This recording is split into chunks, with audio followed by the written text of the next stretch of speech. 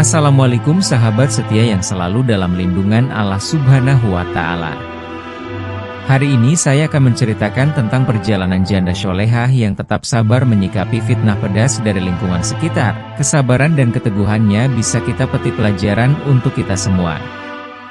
Namun sebelumnya saya sarankan untuk menulis doa sesuai dengan hajat kalian masing-masing di kolom komentar, agar doa kalian banyak yang mengaminkannya. Like dan subscribe ke channel ini, sangat membantu menyebarluaskan dakwah Islam. Semoga menjadi amal jariah di akhirat kelak untuk kita semua. Desa Harapan, sebuah desa kecil yang terletak di kaki bukit dengan pemandangan alam yang indah, dulunya adalah tempat yang penuh ketenangan. Setiap pagi, angin lembut dari sawah yang hijau menyapu lembut rumah-rumah penduduk. Namun, di balik keindahan alamnya, kehidupan sosial di desa itu terkadang tidak selalu seindah pemandangannya. Fitnah dan gosip bisa menyebar dengan cepat, bagaikan api yang melalap rerumputan kering. Dan kali ini, seorang wanita bernama Salma menjadi korbannya. Salma adalah seorang janda yang dikenal luas karena kebaikan hatinya.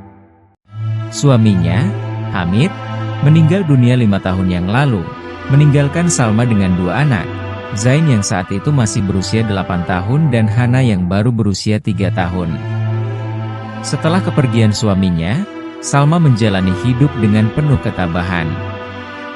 Ia mengambil pekerjaan apa saja yang bisa dilakukan demi menghidupi kedua anaknya, termasuk menjahit pakaian untuk tetangga dan menanam sayuran di kebun kecil di belakang rumahnya. Meskipun hidupnya sederhana, Salma dikenal sebagai wanita yang selalu tenang dan religius. Ia sering mengajarkan anak-anak di desa untuk mengaji di rumahnya, dan banyak ibu-ibu di desa yang menghormatinya sebagai sosok ibu yang solehah.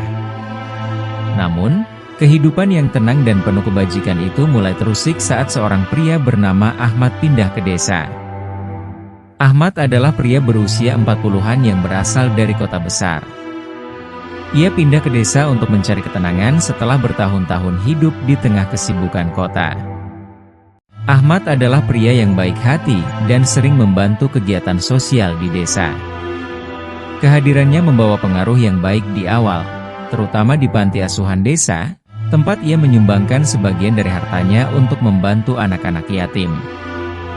Ahmad dan Salma sering bertemu di panti asuhan. Dan inilah awal dari gosip yang kelak akan menghancurkan ketenangan hidup Salma. Di sebuah desa kecil seperti Harapan, setiap gerak-gerik seseorang bisa dengan mudah menjadi bahan pembicaraan. Dan inilah yang terjadi ketika Ahmad dan Salma sering terlihat bersama, walaupun hanya dalam konteks membantu panti asuhan. Pada awalnya, pertemuan mereka dianggap sebagai hal yang wajar oleh masyarakat desa. Namun, tidak lama kemudian, bisik-bisik mulai terdengar. Salma dan Ahmad sering terlihat berdua di panti asuhan, ya? Apa mungkin mereka ada hubungan lebih dari sekadar teman? Diujar seorang wanita di pasar suatu hari. Iya, sepertinya begitu. Mereka tampak sangat dekat. Jangan-jangan mereka sedang menjalin hubungan diam-diam, dibalas wanita lainnya. Dari sekadar bisik-bisik kecil, gosip mulai menyebar cepat. Orang-orang yang dulu menghormati Salma mulai mempertanyakan niat baiknya. Bagaimana mungkin seorang janda dan pria lajang bisa sedekat itu tanpa ada sesuatu yang tidak pantas terjadi?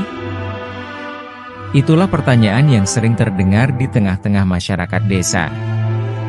Dan fitnah mulai tumbuh, tak terkendali, seperti api yang menyebar di padang rumput. Salma yang dulunya sering diundang ke berbagai acara pengajian di desa, kini mulai dijauhi. Para tetangga yang dulu sering berkunjung ke rumahnya untuk meminta nasihat, mulai menjaga jarak. Mereka tidak terang-terangan menuduh, tetapi kehadiran mereka yang semakin jarang dan bisikan-bisikan yang ia dengar dari tetangga cukup membuat Salma memahami bahwa ada yang salah. Fitnah yang menyebar ini tidak hanya melukai Salma, tetapi juga berdampak langsung pada anak-anaknya. Zain, yang saat itu sudah berusia 13 tahun, mulai merasakan tekanan dari gosip yang beredar di kalangan teman-temannya. Teman-teman sekolah Zain mulai mengejeknya, menanyakan apakah ibunya akan menikah dengan Ahmad, atau bahkan mengolok-oloknya dengan tuduhan-tuduhan yang lebih buruk.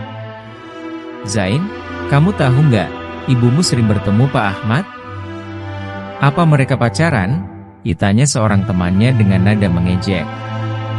Zain, yang pada dasarnya adalah anak yang pendiam, merasa bingung dan marah mendengar pertanyaan-pertanyaan seperti itu. Ia tidak tahu harus menjawab apa. Ketika pulang ke rumah, Zain semakin sering menutup diri, tidak mau berbicara dengan siapapun, termasuk dengan ibunya. Sementara itu, Hana, yang masih kecil, juga merasakan dampak dari fitnah tersebut. Suatu hari, Hana pulang dari sekolah dengan mata sembab karena menangis. Ketika Salma menanyakan apa yang terjadi, Hana hanya bisa berkata, "Ya, teman-temanku bilang ibu melakukan hal buruk. Mereka tidak mau main sama aku lagi." Tangis Hana pun pecah di pelukan Salma. Sebagai seorang ibu, melihat anak-anaknya menderita karena fitnah adalah sesuatu yang sangat menyakitkan. Salma merasakan hatinya hancur setiap kali melihat Zain menunduk ketika berjalan pulang dari sekolah, atau ketika melihat Hana menangis karena ditinggalkan oleh teman-temannya. Namun, Salma selalu berusaha untuk tetap tenang di depan anak-anaknya. Ia meyakinkan mereka bahwa semua ini hanyalah ujian dari Allah. "Anakku, kita tidak bisa menghentikan orang lain untuk berbicara, tapi kita bisa memilih bagaimana kita meresponsnya. Yang penting, kita tahu bahwa kita tidak melakukan hal buruk. Allah Maha Mengetahui, dan Dia yang akan menunjukkan kebenaran pada akhirnya," diucap Salma dengan lembut kepada Zain dan Hana. Namun, meskipun Salma mencoba menenangkan anak-anaknya, di dalam hatinya, ia merasakan kesedihan yang mendalam. Setiap malam, Salma menangis dalam sholat tahajudnya, memohon kepada Allah agar memberikan kekuatan dan perlindungan untuknya dan keluarganya. Ia tahu bahwa hanya dengan berserah diri kepadanya, ia bisa menghadapi cobaan ini. Di sisi lain, Ahmad juga mulai merasakan tekanan dari gosip yang beredar. Orang-orang di desa yang dulunya ramah kini mulai menjaga jarak darinya. Beberapa tetangga bahkan langsung menolak menyapanya, atau menghindari tatapan mata ketika mereka berpapasan di jalan. Ahmad merasa sangat terganggu dengan situasi ini. Ia merasa bahwa nama baiknya, serta nama baik Salma, tercemar oleh gosip yang sama sekali tidak berdasar. Suatu hari, Ahmad mendengar dua orang wanita di pasar sedang membicarakan Salma dan dirinya. "Saya dengar Ahmad sering ke rumah Salma malam-malam. Jangan-jangan mereka benar-benar punya hubungan yang tidak pantas," kata salah satu dari mereka. Mendengar ucapan itu, Ahmad merasa darahnya mendidih. Ia tidak tahan lagi. Ia merasa bahwa orang-orang sudah melampaui batas. Sebagai pria yang selama ini hidup dengan prinsip kehormatan, Ahmad merasa fitnah ini telah menghancurkan reputasinya.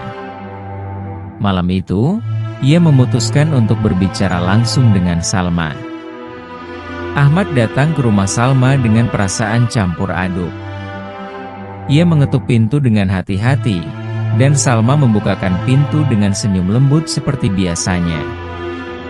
Meski begitu, Ahmad bisa melihat ada beban di balik senyum Salma.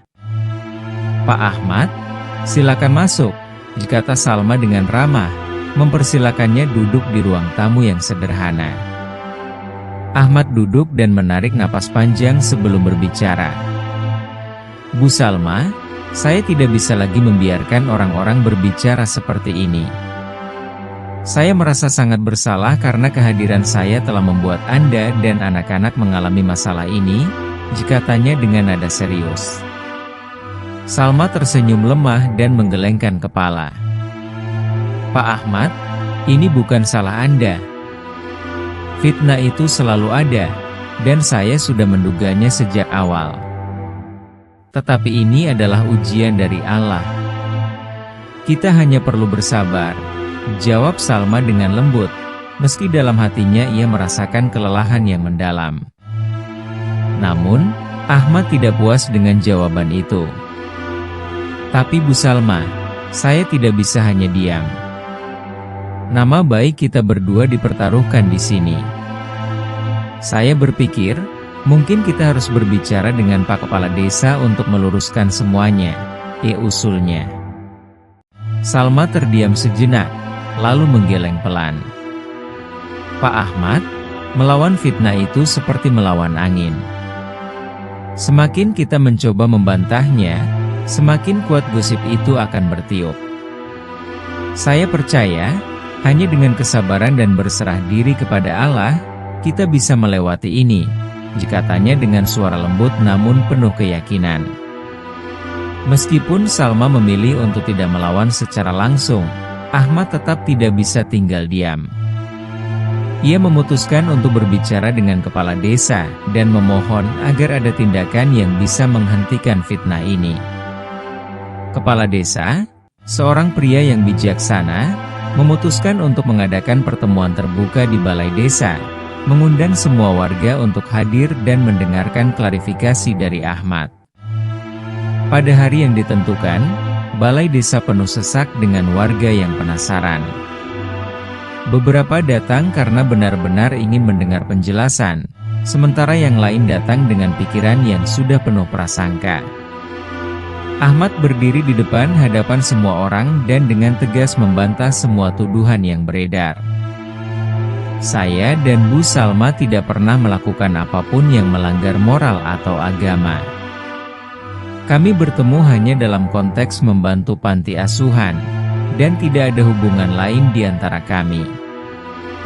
Fitnah yang beredar ini tidak hanya melukai kami, tetapi juga melukai anak-anak Bu Salma," katanya dengan tegas. Mendengar pernyataan Ahmad, beberapa warga mulai merasa bersalah karena telah terlibat dalam menyebarkan gosip tanpa dasar. Namun, tidak semua orang mudah diyakinkan. Sebagian tetap meragukan kebenaran kata-kata Ahmad. Salma yang berada di sana tetap tenang, seperti biasa.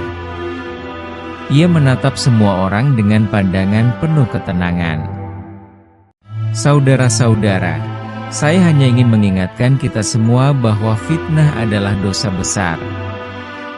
Saya sudah bersabar selama ini karena saya percaya bahwa kebenaran akan muncul pada waktunya.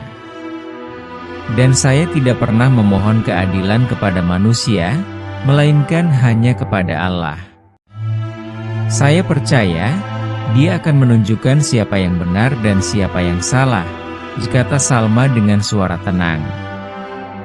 Beberapa bulan setelah pertemuan itu, fitnah tentang Salma dan Ahmad perlahan mereda. Banyak warga desa yang mulai menyadari bahwa mereka telah salah menilai. Kehidupan Salma dan anak-anaknya mulai kembali normal, meskipun luka dari fitnah itu masih ada. Namun, Salma tetap tegar. Ia tidak pernah menyimpan dendam kepada siapapun yang menyebarkan gosip. Baginya, fitnah itu adalah ujian dari Allah yang harus dihadapinya dengan kesabaran dan keimanan. Dan pada akhirnya, kesabaran Salma membuahkan hasil. Allah membalas segala kesabarannya dengan ketenangan hati dan kehidupan yang lebih baik. Salma menjadi sosok inspiratif di desa, seorang wanita yang mampu menghadapi fitnah dengan kebesaran hati dan kesabaran yang luar biasa.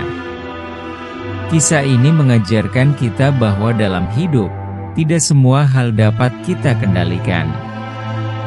Terkadang, kita harus menghadapi fitnah, prasangka, dan ketidakadilan.